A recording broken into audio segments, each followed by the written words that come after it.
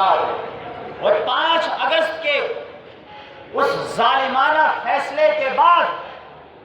100 دن سے زائد کا عرصہ گزر چکا ہے۔ آج کشمیریوں پر جو ظلم و ستم کے پہاڑ ڈھائے جا رہے ہیں، جو وائلنس کریٹ کیا جا رہا ہے، وہاں پر بچوں کو، بوڑھوں کو گھروں میں جو قید کر دیا گیا ہے، وہاں پر خواتین کے ساتھ جو جبر و استبداد کی داستانیں رقم کی جا رہی ہے، وہ خواتین کہ جنہیں اسلام نے حقوق دیے، جنہیں انسانیت نے حقوق دیے ہیں، آج ان خواتین کے حقوق کو پامال کرنے کا سلسلہ 100 دن سے زائد ہو گئے، اس قدر ہو چکا ہے کہ یونائٹڈ نیشن کے رپورٹ کے مطابق مقبوضہ کشمیر کی جو ہماری مائیں بہنیں ہیں وہ ذہنی طور پر مفلوج ہو چکی ہے۔ ہاف وڈو کہلوانے والی ہزارہا خواتین ایسی ہیں،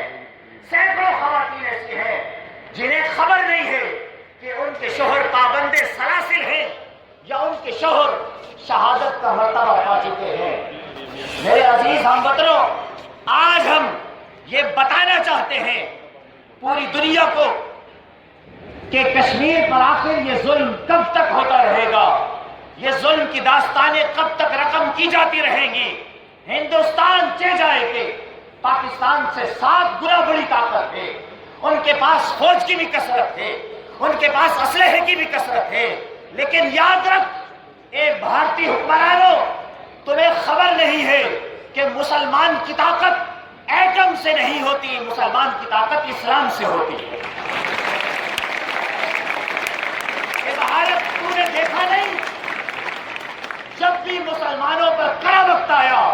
کبھی مجاہد خالد بن ولید کی شکل میں نمودار ہوتا ہے، موتا کے میدان میں کفار پر 8 تلواریں توڑ ڈالتا ہے، کبھی مسلمان طارق ابن زیاد کی شکل میں نمودار ہوتا ہے، کشتیاں بھی جلا دیتا ہے۔ اے بھارت، تجھے بڑا ناز تھا سومناتھ کے مندروں پر، لیکن تجھے خبر نہیں محمود غزنوی نے کس طرح تیرے تاج و تخت کو سر نگو کر کے رکھ دیا ہے۔ تجھے خبر نہیں اکیلے تن تنہا سلطان صلاح الدین ایوبی نے ساری صلیبیوں کو کہ شکست فاش دی ہے۔ اے بھارت، آج بھی سن لے، ہم پاکستان کے ساتھ، ہم پاکستانی کشمیر کے ساتھ کل بھی کھڑے تھے، آج بھی کھڑے ہیں اور انشاءاللہ آئندہ بھی کھڑے رہیں گے۔ ہم یہ بات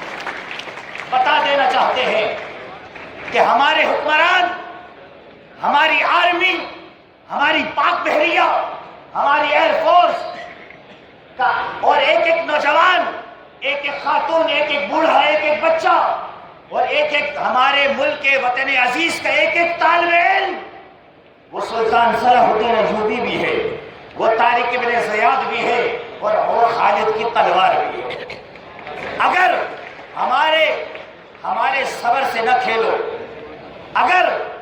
اگر ہمارے حکمرانوں نے قدم بڑھا دیا، مسلمان پہلے تو قدم بڑھاتا نہیں، مسلمان پہلے تو قدم بڑھاتا نہیں، اگر مسلمان کا قدم اٹھ جائے تو دنیا بھی مل جائے تو اسے روک نہیں سکتی۔ آج ہم ایک پاکستانی ہو کر ہمارے آپس میں بڑے اختلافات ہو سکتے ہیں، لیکن کشمیر ایشو کے اندر سارے حکمران ایک ہیں، ساری آرمی فورسز ایک ہیں، ساری عوام ایک ہے، طلباء ایک ہیں، مرد و خواتین اور بوڑھے ایک ہیں۔ ہم بتا دینا چاہتے ہیں بھارت، تو کشمیر پر کب تک ظلم و ستم جاری رکھے گا؟ خواتین کے حقوق کو پامال کیا جا رہا ہے۔ ہم آج بحریہ کالج کارساز کے اس پلیٹ فارم سے دنیا سے یہ مطالبہ کرتے ہیں فوری طور پر ایکشن لیا جائے، ایسا نہ ہو کہ ہمارا صبر کا دامن ہاتھ سے چھوٹے تو بھارت پھر اینٹ کا جواب اینٹ سے دینے کی باتیں پرانی ہو چکی ہیں۔ ہم تو وہ ہیں مسلمان، ہم تو وہ ہیں پاکستانی جو گردن میں ہاتھ ڈال کر جگر نکال دیا کرتے ہیں۔ بھارت ہوش کے ناخن میں یہ نوجوان، یہ سینہ سپر نوجوان اگر اٹھ کھڑے ہوئے تو 7 گنا کیا تو 70 گنا پاور میں بھی زیادہ ہوا تو ہمارے قدم روک نہیں سکتا۔ اللہ رب العزت ہم سب کی حاضری کو فرمائے۔